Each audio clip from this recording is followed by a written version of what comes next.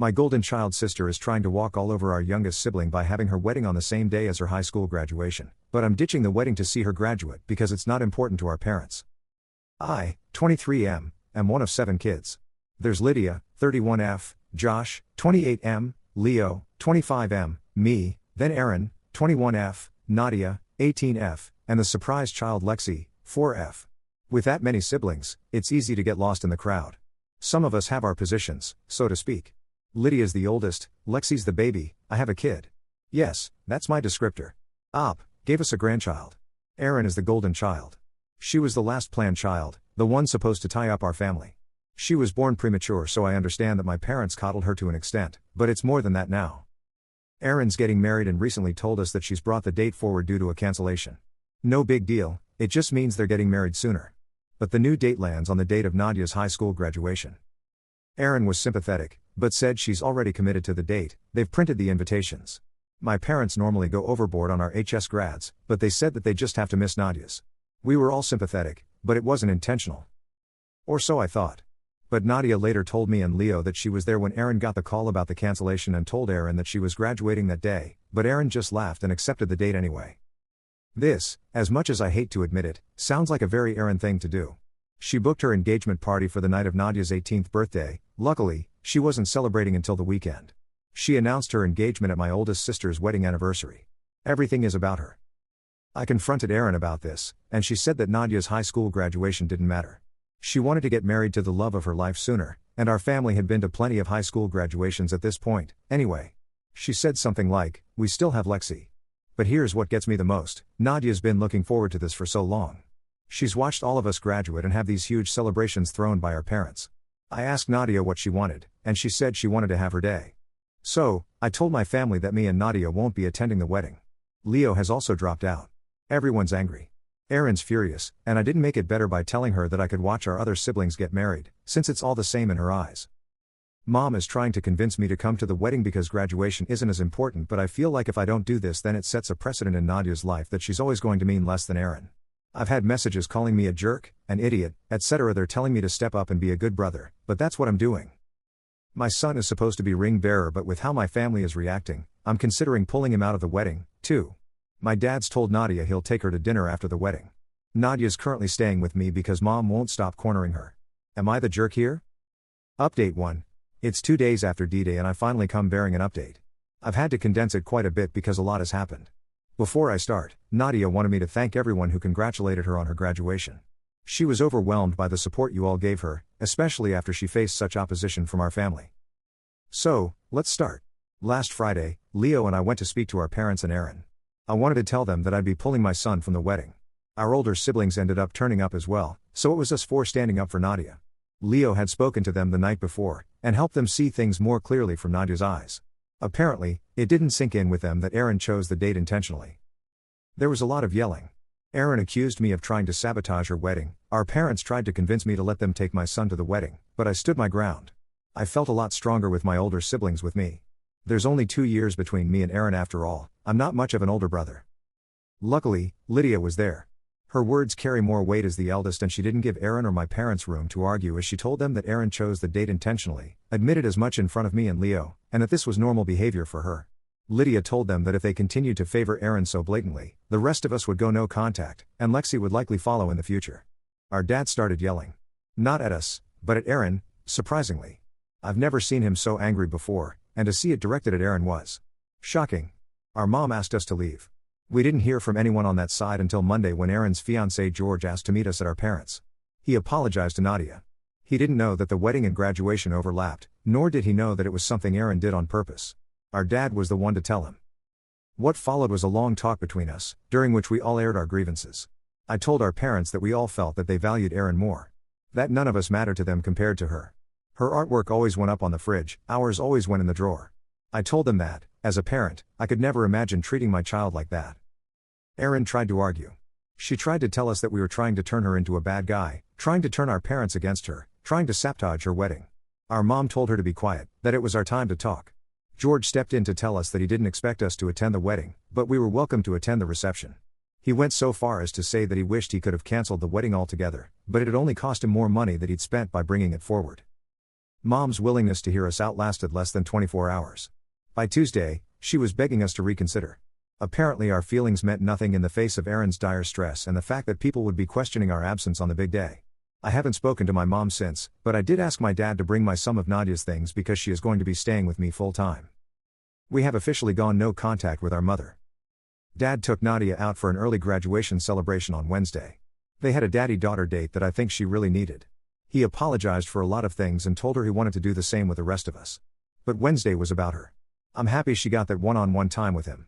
She was happy coming home to me. In our sibling group chat, she said that she really thinks Dad is going to try to mend bridges with us, even if Mom won't. Dad also turned up early yesterday morning, I'm talking 6:30 a.m., to give Nadia flowers. He told her that he was proud of her. George even called while he was getting ready for his big day to congratulate Nadia, which I really appreciated. We didn't hear from Mom or Erin. Our paternal grandma ended up coming to the graduation with us. It was a great day. A really great day. We didn't think about the wedding, didn't think about Erin. We just had fun together. My son got to wear his aunt's cap and gown and nearly drowned in the fabric. Our grandma tried on the cap, too. We took photos and sent them to our dad, who posted them in a Facebook post he wrote to congratulate both Erin on her wedding and Nadia on her graduation, and we laughed about how it must have pissed off our newly wedded sister.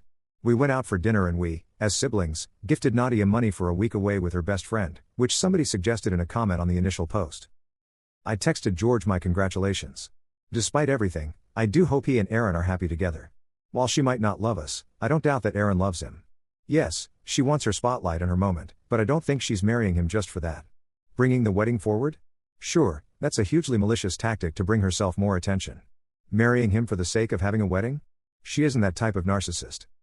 As of right now, I plan on staying no contact with my mom unless she makes some big changes. This is a sentiment shared not only by the majority of my siblings, but is also encouraged by our dad and grandma. She's tried reaching out to me and my partner, mostly berating us for not attending the wedding and accusing us of planning to keep her grandchild away from her. At the moment, our summer looks busy. We're planning on filling it with as many family outings as possible before Nadia leaves for college. We've also got Josh's 29th birthday to plan. Our dad's even joining in.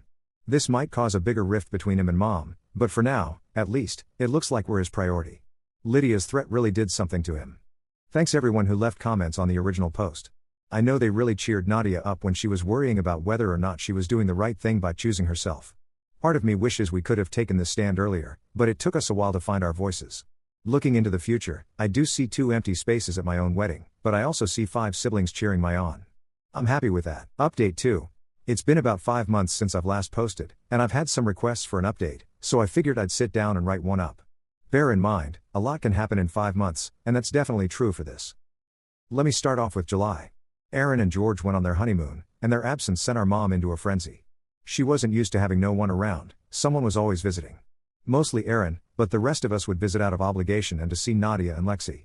With Erin on her honeymoon and the rest of us NC, Mom had no visitors and she really didn't like that. Literally the day after Erin left, we started getting bombarded with phone calls. She tried convincing Nadia first, which Lydia thought was a strategic move because Nadia is the more timid of all of us and, thus, more likely to be persuaded. When Nadia turned her down, she turned her sights on the rest of us. We all got identical phone calls with her trying to persuade us to go visit her, to understand her, to see things from Erin's perspective. She even brought up the circumstances of Erin's premature birth and how it was a miracle that she was even here. Josh told her to do better with Lexi. Lydia blocked her number. When the phone calls didn't work, she started turning up at our homes. She continued spewing much of the same stuff she had over the phone and before the wedding. She didn't understand what she'd done so wrong, why we were treating her like this. She called me ungrateful and disrespectful. She accused us of harboring unnecessary jealousy towards Erin and that she loved us all equally. I didn't respond to these comments. I was just trying to prevent her from going inside and saying the same things to Nadia, who was with my partner and son in the living room. Her comments didn't deserve a response, and when she was done I asked her to leave as calmly as I could, but truthfully, I felt a little like crying. But who wouldn't feel bad with their mom yelling in their face like that, trying to downplay years of pain and calling it unnecessary jealousy? My siblings and I have been let down time and time again by her and our dad ever since Erin was born. They missed out on so many things over the years, both big and small. But we had one thing. One thing that they never missed, and we were happy with just that one thing, and that was our HS graduations, but they couldn't give that to Nadia. All we had were our HS graduations. They missed Josh's college graduation because Erin broke her leg. It was an accident, I get that, but they never made it up to him. They never celebrated this huge achievement afterwards, and he just had to grin and bear it. Our mom didn't turn up to my partner's baby shower after making such a huge fuss about it because Aaron didn't want to go and wanted them to get their nails done together instead. But our jealousy is unnecessary? Sorry. I don't know how I managed to stay calm when she was yelling at me, but I did. Asking her to leave made her switch tactics though, and she started calling out for my son, trying to coax him to go to her and telling me that she had a right to see her grandson. My partner stepped in then, because she was seething, and took my place at the door. Mom yelled some more but she left when my partner threatened to call the cops. Mom repeated this song and dance with my older siblings but similarly got nowhere with them. Then came the Facebook posts. Indirect rants about ungrateful people and how shocking it is that some kids could turn against their parents so easily. Erin somehow got involved while on her honeymoon and called Lydia to scold her for being mean to our mom. But as I've said before, Lydia is angry and she's had enough. Whatever she said to Erin prevented her from calling the rest of us. There was then a Facebook post about how much it hurt to be kept from a grandchild. Now, there were no names mentioned, but there is only one grandchild and that is my son. My mom's sister called me. There was yelling. I blocked the number. I know Dad was trying to convince our mom to just leave us alone. He kept apologizing because she just wasn't listening to him. Erin came home after 2 weeks. She tried reaching out to Lydia again, asking for us all to talk because, and this is a quote from Lydia, clearly we all have some issues to work out. We did not turn up. Erin was very angry at that because she's not used to us turning up for her. July wasn't all bad though. While our mom was on a rampage, our dad was still trying to do better by us. And he's improved a lot. In July, he and I went out for a meal together, just the two of us, and grabbed a drink, and he apologized. It wasn't a generic apology that he could have repeated to all of us, about how he's sorry that he hurt us and neglecting us, but he brought up specific instances that he wanted to apologize for. He thought back on all those years and picked out moments that he wanted to apologize to me for. I know he did the same for the others, but having him apologize for things like canceling a fishing trip because Erin needed him was something I wasn't expecting. And I never really cared for fishing, but I wanted to go on that trip because I always saw it on TV, you know? I'd always see a dad and son fishing together and I wanted to have that. I wanted Dad to prove that I was a priority to him somewhere deep down. It didn't happen, and I never asked again. But we went fishing in July. What started as a trip between the two of us soon grew into a family day out when my siblings expressed an interest in going fishing, too. My brothers first, then Nadia, and even Lydia who hates the smell of fish. Dad brought Lexi and I brought my son, and it was great. It was one of the best days of my life. I suck at fishing, but I'm pretty great at collecting seashells. It was brilliant. Our parents did end up arguing when Dad went home. I wasn't there, so I don't know every little detail, but from what Dad told me, the argument was mostly because Mom didn't understand why we were still in contact with him and not her. She found it insulting that we were repairing our relationship with him. She was angry that Dad wasn't pushing us to forgive her, or why he wasn't stopping us from acting out. She was angry that he didn't extend an invitation to her and Erin for the fishing trip, and she was even angrier when he explained that their presence would make us uncomfortable. Josh turned 29 in the end of July. We booked an escape room for the 5 of us siblings, then we met our dad and partners for dinner that evening. Josh introduced us to his new partner for the first time. All of our attention was on Josh, the day was completely about him, which was a first for our family. Then there was a party thrown for him by his friends which I came out of with a massive hangover. Mom started giving us the silent treatment in the middle of August. Dad moved out in September. While we were getting the silent treatment, Dad was bearing the brunt of her anger and it really took it out of him. He was trying to do better by us and she was trying to villainize us, and he ultimately told her that if she didn't take accountability for her actions soon, then he'd be contacting a lawyer. Mom didn't take him seriously. He's been staying in Lydia's guest room since. Mom doubled down and said that he was blind for not seeing how we were manipulating him. Unlike the rest of us, Dad obviously still has regular contact with Erin, and according to him, she's even told Mom to reconsider. Unsurprisingly, Erin's involvement is what got Mom to relent. I'm not sure if she's thinking about how she's treated us, or if she's silently stewing. I know she asked Dad if he's going to move back home, but he said that it was better for them to have space right now. Personally, I'm struggling to see an outcome where our mom sincerely admits that she was in the wrong. I think she'll say it just to get Dad back home and the rest of us talking to her again. I don't think she'll ever hold us to the same level as Erin. In brighter news, there's officially less than a year left until my own wedding. Currently, there is no place for my mom or Erin. My partner Jade and I are having our fathers wear ties that match me and my groomsmen, something I originally didn't plan to do, but I'm happy with the change. Nadia's settled in at college. She's made some new friends with kids in her classes, and she's enjoying. She's happy. Even though we have an active group chat, she FaceTimes me every few days just to talk. Most of what she says I've already read in the GC, but I'm always willing to listen to her stories again. Nadia never used to talk this much. She looks a lot happier now than she did 5 months ago. I think that's everything, but like I said, a lot can happen in 5 months. Update 3. So, it's been about 7 months since my last update and I thought one was well overdue. I actually intended on sitting down and writing one out a few months ago, but life got in the way. A lot has happened, most of it good, some of it not. I'm sure you can guess what or who the reason for the not good moments were. Mom was silent through Lydia's birthday in October, but made a huge song and dance for errands in November. None of us make it a habit to check her social media accounts, and honestly we'd have blocked her if it weren't for Lexi, but Leo sent a screenshot in the group chat about a post she'd made. The post essentially painted Erin as the perfect child, her precious angel, and said how she'd always be proud of her.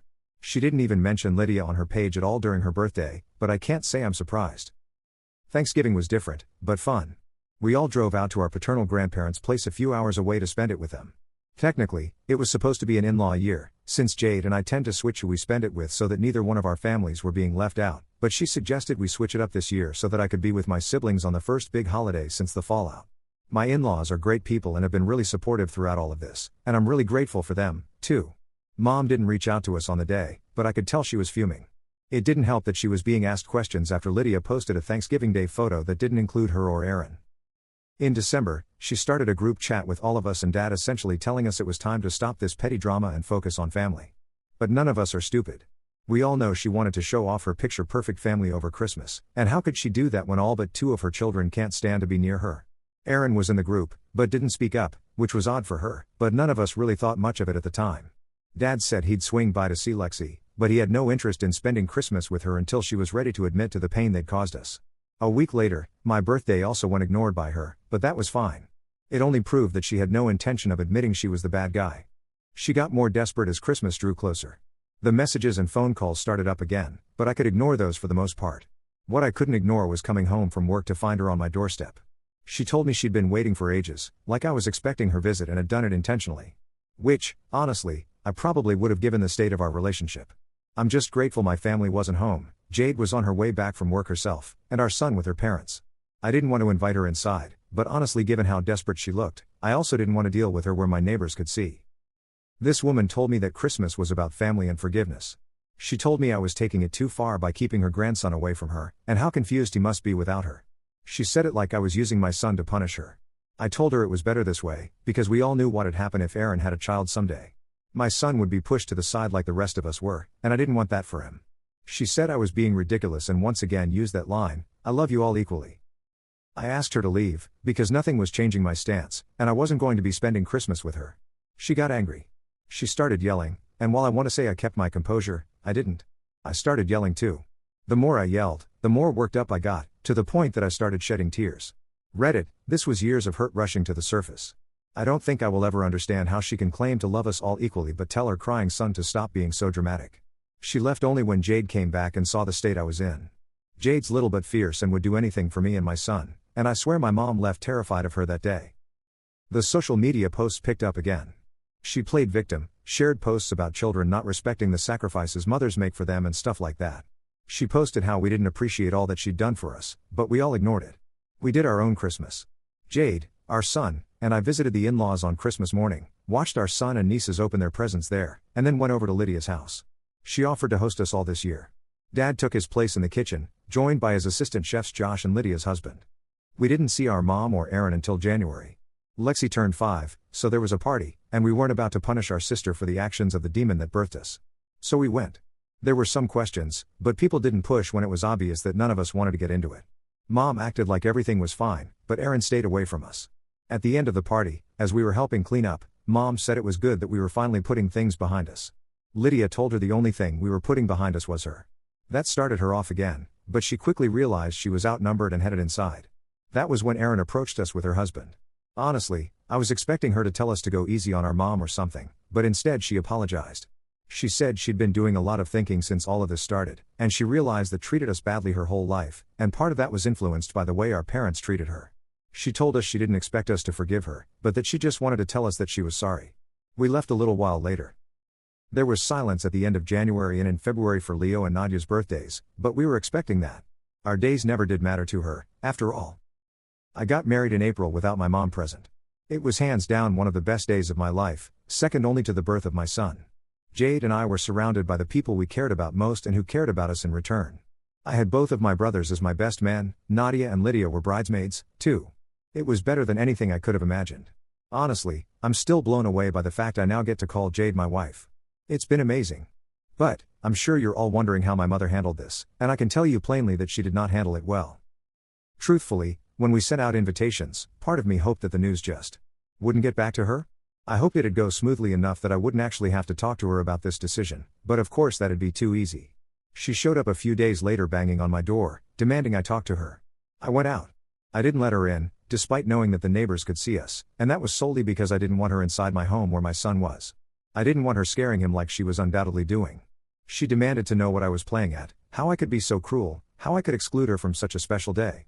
I told her plainly that my wedding was a day for me to celebrate with my close loved ones, and she wasn't someone I considered close or a loved one anymore.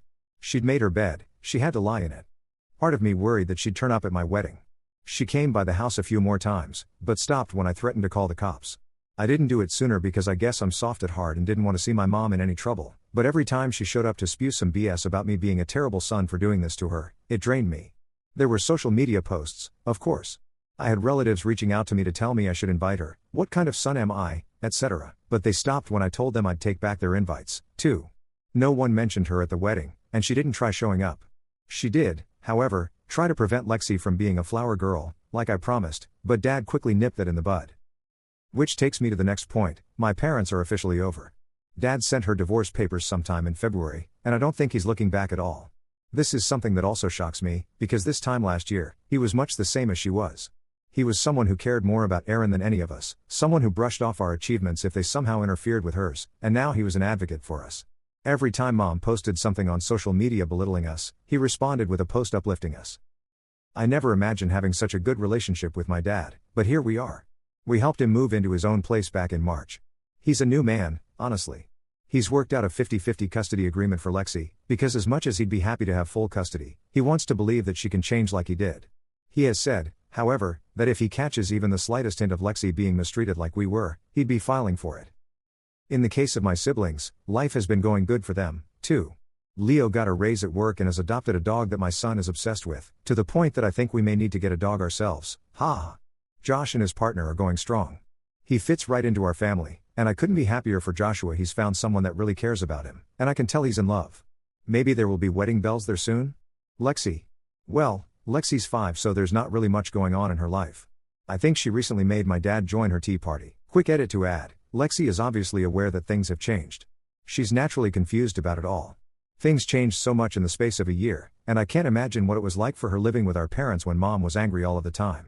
We've let her know that we'll always be there for her and that we're safe spaces if she needs to talk about her feelings or if she has any questions to ask. We don't want this affecting her more than it already has. Josh is the one who's made headway on that. He works in childcare and has experience in things like this. Dad is thinking about setting up therapy for her. But I'm sure you're all wondering about Nadia and Erin. Nadia's great. She's honestly thriving. I think being away from our mom, Erin, and the pressures at home has really helped her find herself as a person. She's made new friends, excelling in class, and she's just an overall happier person, which is all I care about. She's happy, I'm happy. She's been invited to move in with my dad, now that he has his own place and enough room for her and Lexi, but she hasn't decided on an answer yet. She's more than welcome to stay here if she wants, but I know that she also wants to be closer with our dad. I'll support her no matter what, and I've told her that she can try it with Dad if she wants, and she can come back if it's too weird for her. Erin is another story. We are no longer NC with her, but we are LC. After her apology at Lexi's party, Leo reached out to see if it was genuine. All of us were pretty stuck on what to do, to be honest. Erin was never someone to bow her head and apologize, but how could we know if it was genuine and not a ploy to get us to forgive our mom or something? Erin asked to speak with us in person when Leo reached out to her, and we agreed because we were curious to see how it'd go. We also agreed that if she tried anything, we would be leaving immediately and would block her again. The meeting happened in mid-January, between Lexi and Leo's birthdays. We met at her place. Erin looked like a nervous wreck, like she hadn't slept all night, and honestly it was really weird because she's normally so put together. Like even when she was throwing tantrums, she looked better than this. We sat down and she started off by apologizing to us again. She said that she was needlessly cruel and unfair to us, especially Nadia, and even apologized for trying to ruin her graduation. She said when we all backed out of our wedding, she was confused and hurt because none of us had said no to her before. She thought we were closer than that, but realized now that it was one-sided. She thought we were close and we just wanted to be as far away from her as possible. We asked our questions and she answered every one. Why did you think we were close? Because she'd been acting this way since childhood, partially encouraged by our parents' treatment of us versus her, and assumed that since none of us said anything about it, we were fine with it. Did you ever feel sorry? She didn't, before this whole fiasco. It was normal for her to be the center of attention. Everything was always about her, and she was trying to unlearn that. Why now? It came down to her husband. He'd tried talking to her a few times about her treatment of us, but she never saw an issue with it since, well, we never made it an issue before. He didn't like that response, but he loved her and she was a lot kinder outside of our family unit, so he hoped that if he kept talking to her about it, she'd eventually stop. They fought when she announced their engagement on Lydia's anniversary, and they fought again when she booked their party on Nadia's birthday. He couldn't understand how she could be so cruel to her family, and she told him that he didn't understand our family dynamic, and that we were cool with it. The stuff with Nadia's graduation damn near ruined their relationship, and I don't know how she convinced him to stay with her, because George admitted he was very close to walking out the door. She said she was on our mom's side for a while because she really did think we were just acting out. We'd never been like this before, so why were we like this now? She didn't get why we were ignoring her, why we'd suddenly cut her off, and admittedly had a breakdown over it. George told her we'd likely been carrying that hurt and bitterness with us for years. She said that she knew she was a brat, but didn't realize how bad she really was until George and our dad laid it all out for her. That's why she told Mom to leave us be, so that we could have peace from it all, and it turns out Dad wasn't the only one bearing the brunt of Mom's anger. She was constantly blasting Erin's phone, turning up at her place, dragging our names through the mud. It got worse when Dad moved out, and suddenly Erin was all she had in the world. Mom called us awful names that Erin, thankfully, didn't repeat. Mom told Erin that she was all she had now. George vouched for how bad our mom was, said he'd come home from work often to find Erin staring at a ringing phone. She didn't want to answer but knew if she didn't eventually then Mom would turn up at her house. I know Erin was awful to us ever since she was born, but it really hurt seeing her like this. I think she herself was a victim of our mom's behavior, albeit in a drastically different way. She said she wanted to reach out to us sooner, but knew we probably didn't want to speak to her. She just couldn't help herself when she saw us at Lexi's party and needed to apologize. We parted ways conflicted. One on hand, Erin had always been selfish. She'd been manipulative and downright mean, she always found a way to overshadow us at every turn, at every achievement. Nadia's graduation was proof of that. On the other hand, she looked tired. She looked worn and she looked guilty, and I didn't want to believe that was an act put on for the sake of getting us to forgive her and then our mother. None of us were sure how to proceed, but then Jade suggested that we invite her to the wedding. Or, rather, we invite her to the reception, after everyone's eaten. We had a few friends coming at that time, too, who couldn't attend the wedding itself due to inescapable engagements. That way, if Erin did try to bring our mom, security would catch it and we'd know for certain whether or not Erin had turned a new leaf. Reddit, Erin attended the reception. She didn't bring our mom, didn't even mention her. She and George arrived, and Erin cried as she congratulated me. She told Jade she looked beautiful, and hugged my son. At some point, she took Nadia aside, and when they came back, they were both a little teary-eyed. Nadia later told me that Erin wanted to apologize to her properly, one-to-one, and didn't know if she'd get another opportunity to do so. George thanked me for giving Erin a chance. He told me that she really could be a warm, kind-hearted person. I told him I hope to meet that version of her someday. And I mean it. If Erin is truly as warm and kind and wonderful as George believes her to be, then I want nothing more than to meet that version of my sister. Now, you may be wondering, you forgot to mention Lydia when talking about your siblings. That was on purpose. You see, it's a good thing Dad moved out of her spare room. She's going to need that space in a few months, and she's not the only one. I knew Lydia was pregnant because she sat both me and Jade down to tell us she was pregnant and worried about her bridesmaid dress, even offered to step down if it was a problem. We, of course, told her not to be ridiculous and that we'd cover the cost of any alterations needed. In the lead up to the wedding, Jade told me that she planned on having Lydia make an announcement during the speeches. I foolishly assumed that Lydia was going to announce her pregnancy to our extended family, and while I was a little hesitant, I agreed since Jade wanted this, and well, at least she'd gotten permission, unlike someone would have. Reddit, Lydia made a speech about pregnancy, and how she couldn't wait to be a mom, and how she was grateful to be sharing at least part of her pregnancy journey with Jade. This was how I found out my wife was expecting our second child. Again, I wish I could say I maintained my composure, but I didn't. I cried. I was so overwhelmed with happiness that I couldn't help myself, and I'm sure my friends will forever make fun of me for it. It felt like all the stuff we'd been through this past year was worth it all for that moment.